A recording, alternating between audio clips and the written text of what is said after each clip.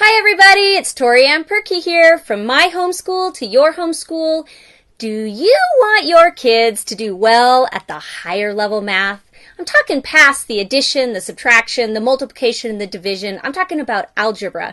I'm talking about trigonometry. I'm talking about those really high level concepts that make them do well on the tests that get them into college, that help them do well in college.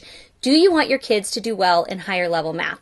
And whether your kids are going to college or not, this is an interesting question to ask because higher level math is all about learning how to think. And if you know how to think, you're going to do better at whatever you decide to do, right? So you want your kids to do better. How do you get them there? How do you ensure that they're going to do well at higher level math? Well, I am here to tell you it is not just learning how your multiplication tables work, like not learning how to memorize. And it's not just knowing how to plug numbers into equations and chug out the answer on the other side.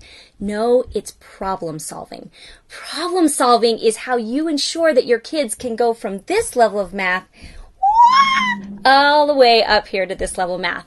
And today I want to show you a resource that we've used in my home that I love because it just gets the problem solving brain working like crazy. It is the book series by Greg Tang, and all the books have different titles. This particular one is called Math Potatoes. His very first book, the one that made him an international bestseller, is called The Grapes of Math. And yes, he does have fabulously funny puns with every single book. Now, these books are really, really cool. They work for all ages. There are some that are definitely geared towards the younger kids, and there's some that are a little more geared towards the older kids, but my kids across the board have enjoyed them all. Let me show you how this one works, and we'll talk a little bit about the distinctions in the other ones. So every page is a spread like this. Do you see that? There's a poem on this side and then some kind of picture pattern on this side. And remember, this is all about problem solving, specifically visual problem solving, which makes it great for your visual learners who maybe have a little bit more trouble with math. So the poem, if you read it, it always rhymes, but it's going to ask them to do some kind of mathematical problem solving without counting or without doing it the normal obvious way. So for example, and I won't read the whole poem, but basically what they're supposed to do is figure out how many shells, this one's called shell shock, how many shells are over here. And the question, the hint that's given in the poem is to look for patterns in squares. So you'll notice that over here the patterns are such that the kid could count every single one, but if they notice that there are patterns of 9 in the squares and over again, they can actually count up the 9 squares. And he mentions in here, be careful not to double count, right? Because you don't want to double count this square right here.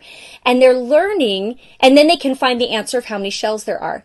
So they're learning how to think differently, how to look for patterns in their math. And problem solving and pattern finding is key to be successful at higher level math. So every single page in this series, here's one about stars, and it has a different kind of pattern and problem to find. Here's one with peanuts. So every problem in this book, every 2-page spread, has a different kind of problem solving and a different kind of critical thinking, a different kind of pattern finding. And pattern finding, oh, so key. So we have a couple other books. Now I didn't bring them all. He has some that are to help with multiplication, some that help with addition and subtraction. Let's see. And then another one that I really like is one that he calls Masterpieces. And what's really fun about this is that he actually patterns his entire poem over a masterpiece work of art. So you get to talk a little bit about Van Gogh's Starry Night. You can go bunny trail that. Here's your poem. And this one, you're supposed to find patterns, 4 different ways to make 7. You'll notice 3 stars or 4 stars. Counting is important. 1 star, 2 star, 3, and 2. And so looking for different ways to group these up to make 7. Again, patterns, critical thinking, problem solving with a really fun picture book that's full of artwork. Okay, I get super excited. Let's see. This one is Math Appeal, another book that he has, and I love this one, again, just because it has every single one of them is different. So you're looking for different patterns. Here the kids are looking for focusing on 15s as they count all the geese in the sky. So how can they find 15s in this picture? How can they find 15s and then group them in different ways? This series of books, whether you get one or you get all, is definitely going to help your kids have that pattern finding, problem solving brain that they need to do higher level math well and to feel confident doing it. So if it's something you think would work for your homeschool, you can look up above or down below. I'm going to have a link somewhere that will help you get to it. From my homeschool to your homeschool, I'm Torianne Perkey, and I bring you these videos every week so that you can be a successful, confident homeschool mom.